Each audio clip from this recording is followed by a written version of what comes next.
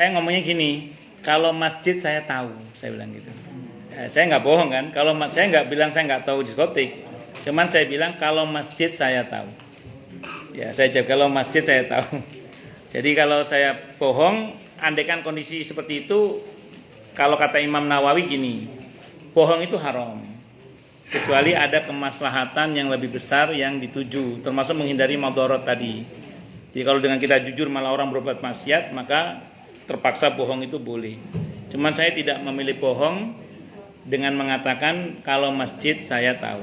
Nah, jadi saya nggak bohong kan, kalau masjid saya tahu. Ya, jadi itu Bu ya, itu yang pertama. Yang pertama gini Bu, karena ini berkaitan dengan hakul adami ya, berkaitan dengan hakul adami. Kita tahu prinsip tobat dalam Islam, kata Imam Nawawi dan kitab Riyadhus Shalihin, ada 3 rukunnya tobat itu. Yang pertama an-nadam, menyesal. Yang kedua al-azam, komitmen tidak mengulangi lagi. Yang ketiga al-iqla, konkret meninggalkan perbuatan maksiat itu. Sampai sini hakullah beres Bu, hakullah. Tapi karena ini berkaitan dengan menjatuhkan kehormatan orang lain, menghina, menfitnah, apalagi bla bla bla bla banyak, maka tidak cukup hanya itu, tambah lagi Bu, harus minta maaf, istihlal. Ya, kalau ada hak yang diambil kembalikan, karena ini bukan berkaitan dengan mengambil hak, maka wajib minta maaf. Nah, dalam meminta maaf itu kita tidak wajib menyebut kesalahan kita. Itu yang sahih kata Ibnu Taimiyah. Alasannya lebih baik orang itu nggak usah tahu daripada entar diberitahu malah sakit hati. Jadi mending nggak usah tahu, tapi kita cukup minta maaf. Dan kita yang dimintai maaf nggak usah kepo. Kok minta maaf? Salah apa? Nah, nggak usah. Udah maafkan saja. Maafkan saja. Nanti kalau kita tanya, takutnya kita masuk dalam ayat wala tas'alu an asya'a in tubdalakum tasukum. Jangan kamu bertanya tentang sesuatu yang kalau dijelaskan kepada kamu malah buruk bagi kamu. Jadi mending kita maafkan saja sudah. Nah, gitu Bu ya. Itu yang harus Ibu lakukan. Nah, kalau misalnya orang yang kita hina itu nggak jelas di mana rimbanya, atau kita nggak mungkin minta maaf. Nggak mungkin minta maaf itu bisa karena dia meninggal, atau nggak jelas di mana rimbanya, atau fitnahnya begitu besar. Karena yang kita hina itu ternyata mantan, gitu ya. Kalau mantan, kalau kita minta maaf kan takutnya dikira ngarep. Dikira karena takut fitnahnya besar, maka itu kalau kata Imam Al-Qurtubi dalam kitab At-Tadhkirah, itu kita diperintah untuk memintakan ampun untuk yang bersangkutan kepada Allah. Ada perintah Allah dalam hal ini di surah Muhammad. Surah Muhammad surah ke-47 ayat 19. Surah Muhammad surah ke-47 ayat 19. Kita diperintah oleh Allah untuk minta ampun kepada Allah terkait dengan dosa-dosa kita dan dosa muslimat atau mukminin, mukminat. Nah, itu diantaranya adalah orang-orang yang kepada mereka kita punya salah. Mintakan ampun. Nah, kalau udah begitu Bu, kalau Ibu udah tobat seperti itu, Ibu udah tobat minta ampun pada Allah, Ibu doakan ampunan juga untuk orang itu. Kalau sekiranya nggak mungkin minta maaf, kalau mungkin minta maaf, Ibu minta maaf saja. Ya kalau ketemu, oh Bu, Manggi, maaf ya lahir batin ya misalnya, atau apalah bahasa Ibu lah. Nah, terus kalau udah begitu Ibu lakukan, insya Allah tidak akan dibalas. Mana dalilnya? Ada dalam kitab Al-Arba'in An-Nawawi itu sebuah hadis qudsi. Kalau orang udah bertobat, Allah bilang sama dia, yang lalu darimu aku tidak peduli. Kalau kita udah tobat, Allah bilang dalam hadis itu, yang lalu darimu aku tidak peduli. Kalau di Al-Quran, di surah Al-Furqan ayat 70. Al-Furqan ayat 70. Kata Allah, illa man taba wa amana wa amila amalan salihah faulaika yubaddilullahu sayiatihim hasanat. Kecuali orang-orang yang mau bertobat, beriman dan beramal saleh, mereka itulah yang akan diganti oleh Allah keburukannya dengan kebaikan-kebaikan. Dosa diganti dengan ampunan, dosa diganti dengan pahala. Termasuk insya Allah nggak dibalas itu, insya Allah. Wallahu alam. Dan kalaupun dibalas, diringankan balasan, nggak sampai seperti yang separah kalau dia nggak tobat. Tapi pastinya kalau kita betul-betul tobat, tidak akan dibalas, insya Allah. Wallahu alam bisawab. Memang nanti gini Bu, dalam Islam itu ada dosa-dosa tertentu itu yang kategorinya ismun. Ismun itu buntut yang panjang artinya. Jadi kadang ada perbuatan dosa itu buntutnya panjang. Biasanya kalau berkaitan dengan penghinaan itu buntutnya panjang biasanya. Mungkin orang bisa memaafkan tapi tidak bisa melupakan biasanya. gitu ya, karena ibu pernah menyakiti dia, mungkin dia bisa memaafkan, tapi dia tidak bisa melupakan. Ya kadang begitu, itu buntutnya panjang kadang itu. Tapi insya Allah urusan dengan Allah beres insya Allah, karena sudah ditobati tadi itu. Saya kira itu Bu nggih, wallahu a'lam bishawab. Nggih, monggo Pak Pipit, Pak Haji Pipit. Bismillahirrahmanirrahim.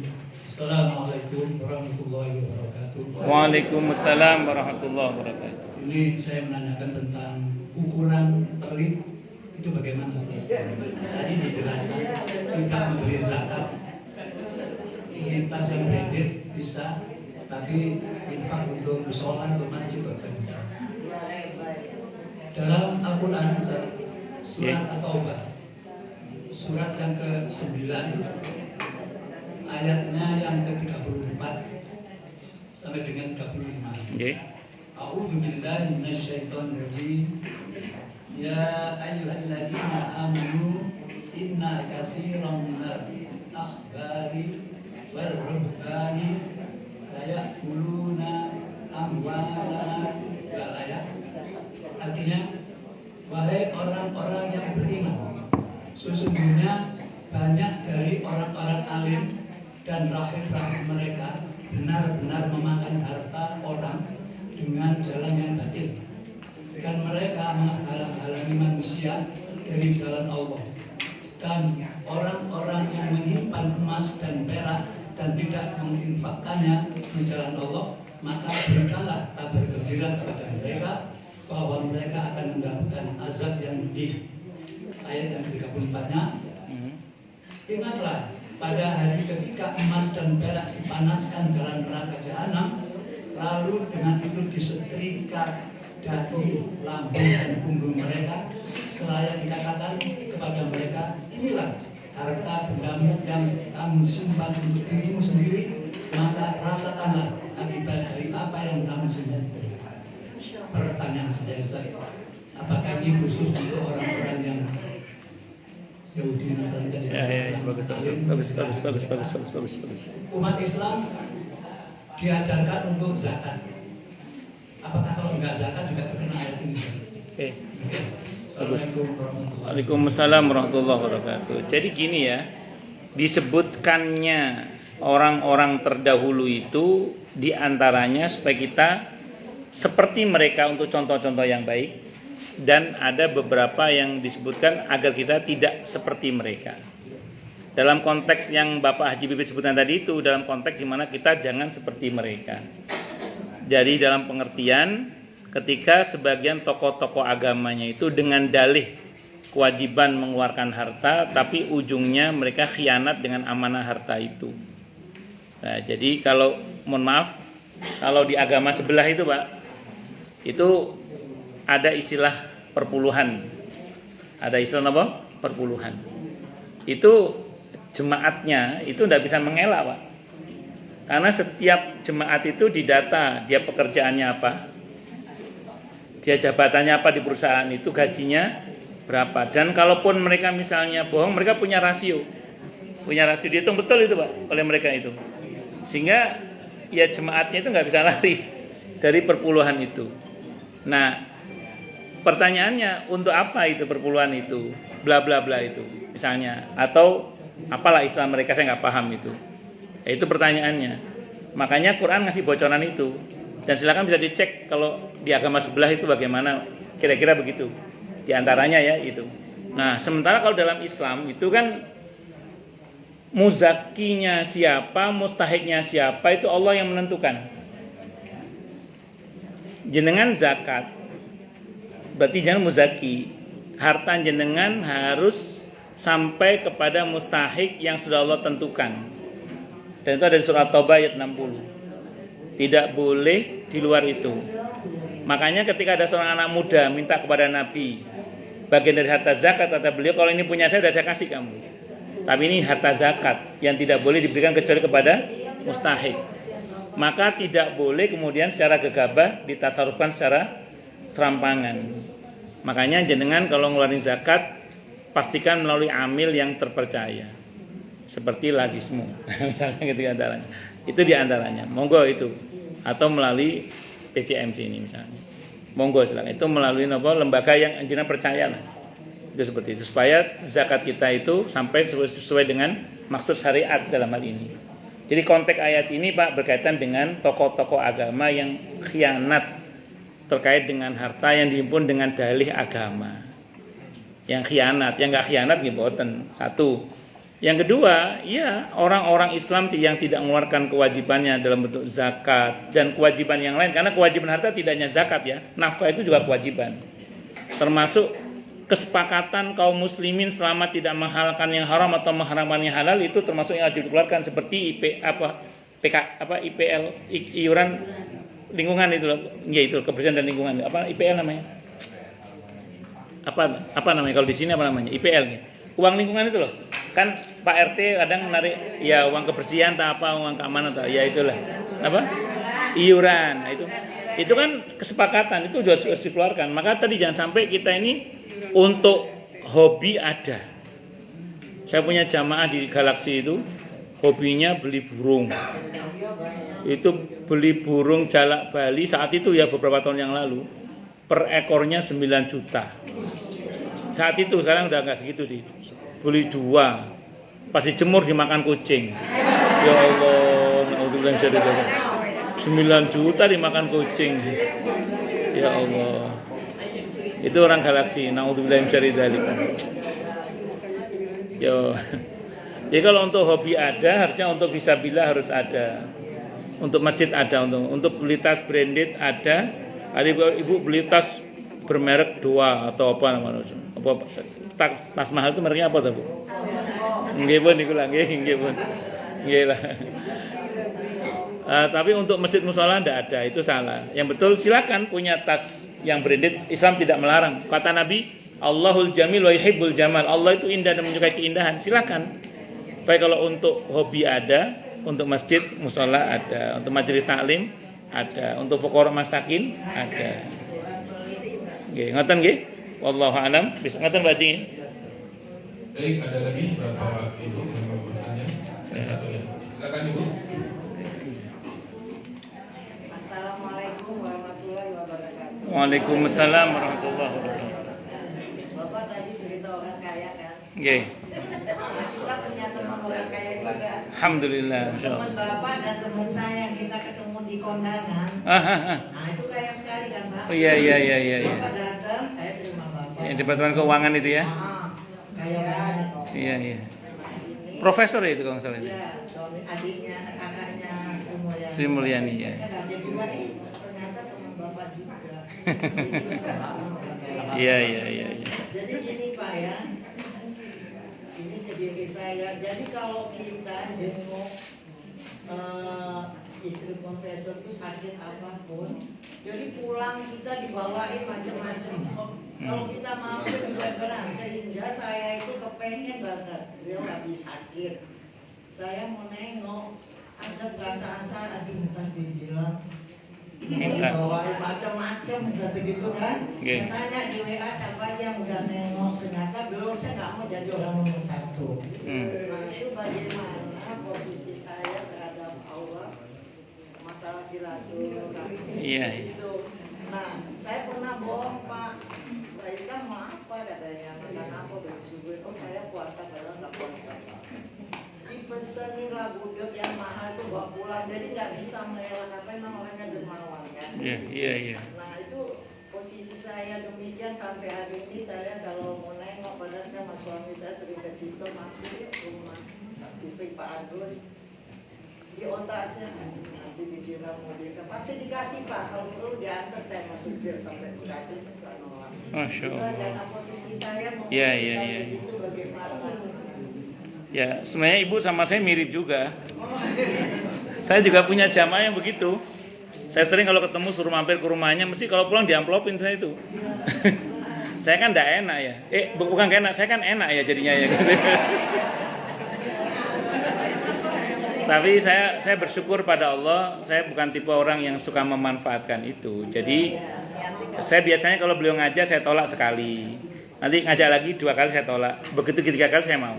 Ya, karena kasihan masa saya tolak terus, kasihan itu. Jadi ya sekali saya tolak, 2 kali saya tolak. Kadang itu karena nggak enak itu. Bukan berarti kita tidak mau, cuman kita ada nggak enak hati lah gitu. Kalau enaknya sih enak aja, cuman nggak enak hati itu seperti itu. Ya, nama? Iya, jaga image. Gitu. Tapi kalau Bu Ida Kusno nggak apa-apa, santai aja Bu. Tapi hari ini saya belum habis tuh. Iya. Yang lain soalnya belum. Nah, tapi gini Bu, saya mau ulang gitu. Kalau saran saya, kalau Ibu tahu memang beliau itu orangnya sangat baik seperti itu, Ibu abaikan saja bisikan setan berkaitan dengan nanti saya dianggap jangan. Bismillah, Ibu tulus saja menjenguk beliau, kemudian beliau memberi, ya oke, terima saja untuk membahagiakan hati beliau, tidak ada masalah. Karena memang ada orang-orang tertentu yang memang senang berbagi itu senang. Saya pernah tahu ada seorang kiai, yang kiai itu sering kalau kedatangan tamu seseorang tertentu itu dia ngasih orang itu banyak. Terus kata orang itu saking seringnya dikasih sampai gak enak, pun yai berarti tahun depan saya nggak kesini lagi karena sudah terlalu banyak yang memberi saya. Kata beliau, loh harus kesini lagi. Kalau enggak nanti saya ngasih siapa? Katanya itu. Ada yang begitu itu. Jadi memang ada orang yang modelnya begitu itu ada. Jadi kalau saran saya, Bismillah titata niatnya saja. Ya Allah, saya tulus karena Engkau menjenguk beliau. Ya, adapun anggapan orang udah biar orang terserah mau nganggap apa, yang penting penilaian Engkau untuk hamba ya Allah. Karena saya tuh ini orang baik, saya tulus menjenguk beliau, bismillah. Nah, itu aja sih Bu. Wallahu a'lam bishawab. Saya kira itu Bu. Baik, Oke. ada lagi. Ada lagi Bu lagi? Monggo silakan Bu.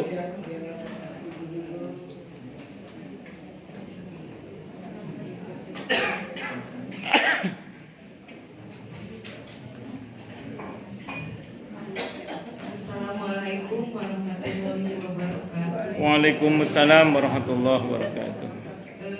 Pak Ustadz, Nggih. saya mau nanya, itu kan kalau beli emas 80 gram Ya. kan harus dijakatin ya. Terus Bu, terus. Apakah itu saat membeli atau nanti nunggu 1 tahun? Bagus. Sampun? Baik. Emas itu baru wajib dikeluarkan zakatnya kalau mencapai nisab dan haulnya. Nisabnya itu lebih tepatnya 20 dinar. Kalau emas lebih tepatnya 20 dinar. Nah, 1 dinarnya itu rata-rata 4,25 gram kalau saya nggak salah ya. Anggaplah biar gampang 4 gram gitu ya. Itu kali 20 berarti berapa? 80. Nah, tapi ada 0,25-nya itu. Makanya ada ulama yang mengatakan 85 gram, ada yang mengatakan 90 gram. Ya, ada yang mengatakan 90 gram, ada yang mengatakan 85 gram.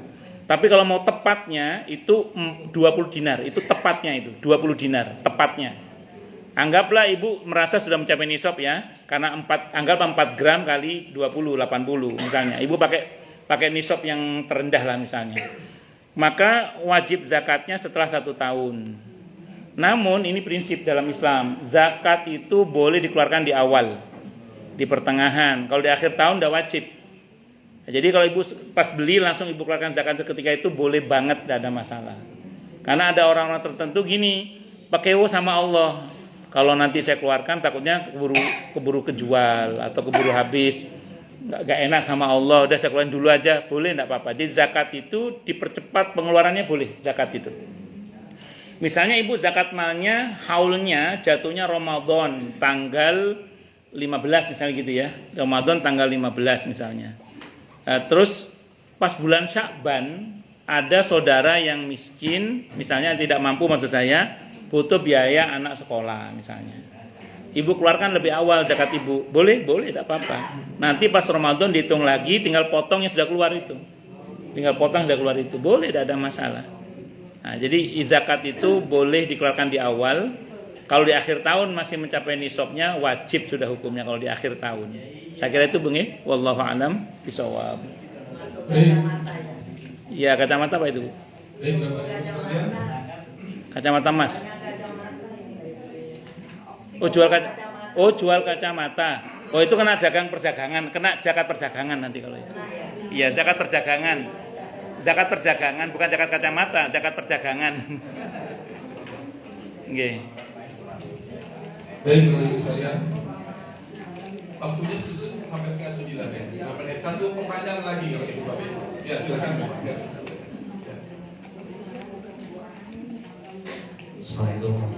Waalaikumsalam warahmatullahi wabarakatuh. Pendek saja Nggih. pertanyaannya, tapi masalahnya Nggih, nggih. ini tadi sudah viral ya kemarin ini kasus Gus Miftah. Nggih. Di sana kan banyak netizen yang komentar sampai ketua PP pun secara tidak langsung ya memberi komentar. Di mana agama seolah-olah jadi entertain, jadi hiburan. Akhirnya kebablasan ya, sampai kata-kata kotor. Banyak yang memberi diksi seperti jual agama. Kalau entertain kan jadi hiburan ya, hiburan jual agama. Ada satu lagi iklan-iklan mengenai promosi ya, promo. Banyak ulama-ulama yang dipakai sebagai iklan pengobatan tradisional. Kan. Ada yang bisa dipercaya ataupun nggak masuk ini ya. Nah, apa akal kita? Seperti contoh ada seorang ulama yang mengiklankan garam itu harganya 95.000, padahal kan apa namanya entah ada wasilah ya, saya juga belum yakin ya itu benar. Sedangkan garam itu kan di warung cuma 5.000 ya atau berapa, tapi dia jual 95.000 yang katanya ada wasilah dan sebagainya. Pertanyaannya mengenai agama dijadikan entertain, kemudian jual agama, komersialisasi agama. Ada nggak dalam Al-Quran yang menjelaskan secara spesifik mengenai hal itu? Terima kasih. Assalamualaikum warahmatullahi wabarakatuh. Waalaikumsalam warahmatullahi wabarakatuh. Sebenarnya yang dimaksud dengan menjual agama itu kalau demi materi dia rela menghalalkan yang haram atau mengharamkan yang halal. Itu baru namanya menjual agama sebenarnya. Kalau ini terlepas dari kejadian kemarin ya. Kalau soal bagaimana dia berdakwah supaya lebih menarik, asal dilakukan dengan benar ya, itu tidak ada masalah sebenarnya. Jadi kan kalau ada istilah Muhammadiyah garis lucu kan ya ada kan. Dan selama lucunya bener kan tidak ada masalah. Ya Pak Abdul Mukti kan pinter melucu itu. Jadi singkat kata singkat cerita silakan aja, selama bener itu. Nah, tapi yang dimaksud dengan menjual agama itu adalah kalau yang dimaksud dia demi materi, demi dunia, demi jabatan, dia rela menghalalkan yang haram atau mengharamkan yang halal. Contoh kasus gini, ini contoh kasus. Saksinya adik ipar saya, saksinya. Adik ipar saya itu pernah cerita sama saya gini. Beliau pernah tahu ada seorang yang gelarnya itu Profesor, Doktor, Kiai Haji, titik-titik SHMA gelarnya itu. Saya nggak sebut namanya ya. Itu seorang kiai di Surabaya lah, di Surabaya. Nah, beliau ini satu saat diundang oleh sebuah perusahaan. Yang perusahaan itu oleh MUI produknya difatwakan haram. Produk perusahaan itu oleh MUI difatwakan haram saat itu ya, saat itu. Terus saat datang beliau ini datang dibilangin oleh pemilik perusahaan itu, Pak Kiai, tolong produk kami dihalalkan. Tolong produk kami dihalalkan. Kata beliau, oh nggak usah khawatir. Mau halal saya siapkan dalilnya, mau haram saya siapkan dalilnya. Nah, paham maksudnya ya? Kan transaksional sekali dan itu halal haram loh, itu halal haram. Beda dengan begini, Pak Ustadz, tolong nanti bahas tentang sholat ya. Di sini banyak yang nggak sholat. Pak Ustadz, tolong nanti bahas tentang ini masalah pentingnya berbakti sama orang tua. Kalau itu pesanan yang benar nggak ada masalah. Ini persoalannya halal haram. Itu transaksional sekali.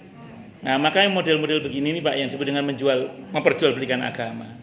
Tapi kalau soal metode dakwah, saya ulang terlepas dari kejadian kemarin ya. Metode dakwah mau dengan cara yang serius, mau dengan cara bercanda, yang penting candanya benar ya, bukan berlebihan. Karena bagaimanapun dalam Islam harus ada batasnya. Karena tidak kan kalau bahasa Qur'annya wala tanabazu bil alqab. Bi salis fusuqu ba'dal iman. Jadi ngasih gelaran-gelaran yang enggak baik pada orang itu tetap Tidak boleh. Apalagi dengan nada merendahkan misalnya. Itu apapun namanya itu tidak bisa dibenarkan. Itu dalam Islam. Karena ada rumus di Al-Hujurat itu wala tanabazu bil alqab. Enggak boleh kasih gelaran-gelaran yang enggak baik. Wah, itu untung sampean elek ayu dadi lonte sampean. Itu kan enggak bener itu gitu. Nah, itu sudah berlebihan itu. Jadi semua ada aturannya karena bisa offset nanti. Tapi soal lucu tidak ada masalah. Yang penting lucunya bener itu aja. Karena Nabi pun ada bercandanya.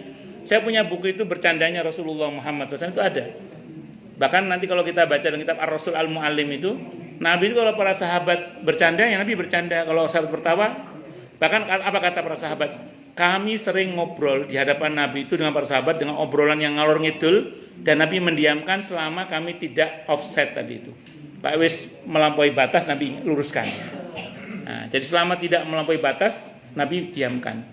Bahkan kisah-kisah jahiliyah itu di masa Nabi mesti diceritakan, dan Nabi mendiamkan selama tidak melampaui batas tadi itu. Termasuk kisah-kisah Israiliyat di masa Nabi juga didiamkan. Nah, itu yang pertama. Yang kedua, kalau mengenai garam itu, garam ruqyah itu sebenarnya gini ya. Saya suatu saat pas Ramadan pernah jalan, saat itu di pinggir jalan ada orang jual air ruqyah juga. Wih, air ruqyah. Terus madu ruqyah juga ada, madu ruqyah. Harganya memang beda. Harganya memang mehong kalau orang bilang. Nggak seperti biasanya mahal. Saya mau sampaikan gini aja. Sebenarnya kalau memang betul-betul itu diruqyah, kemudian dia jual misalnya dan Anda percaya, ya itu muamalah saja sih sebenarnya. Anda mau silakan, enggak mau ya enggak apa-apa. Dan ini transaksi yang istilahnya muamalah, pure muamalah, tinggal Anda mau atau tidak mau. Yang penting jangan ada kebohongan. Nah, cuman kalau menurut saya sih, ya daripada orang yang ruqyah yang enggak tahu apakah betul ruqyah atau tidak, mending kita yang ruqyah sendiri. Iya, beli garam sendiri, diruqyah sendiri. Karena secara ilmiah ada penelitiannya Pak, katanya secara ilmiah itu bahwa garam itu dengan izin Allah punya daya rekam. Makanya dukun pun pakai garam. Jadi kalau kita baca misalnya suratul Fatihah, maka garam ini merekam. Jadi kalau kita konsumsi garam itu, dia di tubuh kita akan mengulang Al-Fatihah itu kalau nggak salah selama 40 hari. Itu risetnya itu, garam itu. Tapi bukan hadis, riset ilmiahnya, garam itu merekam. Tapi nggak tahu betul apa enggak ya, wallahu alam. Saya mendapat penjelasan itu di Facebook. Nggak tahu betul apa enggak. Terus gini. Tapi dengan catatan garam itu tidak rusak. Kalau rusak dia nggak akan punya daya rekam. Rusaknya garam itu kalau dimasukkan ke dalam air panas. Makanya kan kalau di hadis itu garam itu ada di meja makan itu. Iya, ada di meja makan itu. Jadi yang langsung itu kalau kita bacakan Al-Quran, kita bacakan yang baik-baik lah, itu akan direkam oleh garam itu. Dan kalau kita konsumsi, itu akan ada dalam tubuh kita bacaan-bacaan itu dengan izin Allah. Itu penjelasan ilmiahnya begitu. Tapi daripada orang yang melakukan, kan mending kita yang melakukan. Jelas apa yang kita baca. Jelas kita melakukannya. Kalau kita beli garam ruqyah, yoleh di ruqyah lega piye terus. Dan sudah berapa hari juga garamnya itu. Kan gitu. Kalau udah lewat 40 hari kan sudah kadaluarsa berarti kan. Daripada mending ya di ruqyah sendiri aja lah. Ngaten nggih? Wallahu alam bisawab. Baik, terima kasih. Terima kasih kepada Ustaz Muhammad Subhan SAI yang telah menyampaikan kajian Surah Al-Mu'azzah. Sangat menarik ya. Karena dibatasi waktu, kita akan tutup acara kajian ini. Namun sebelumnya saya akan sampaikan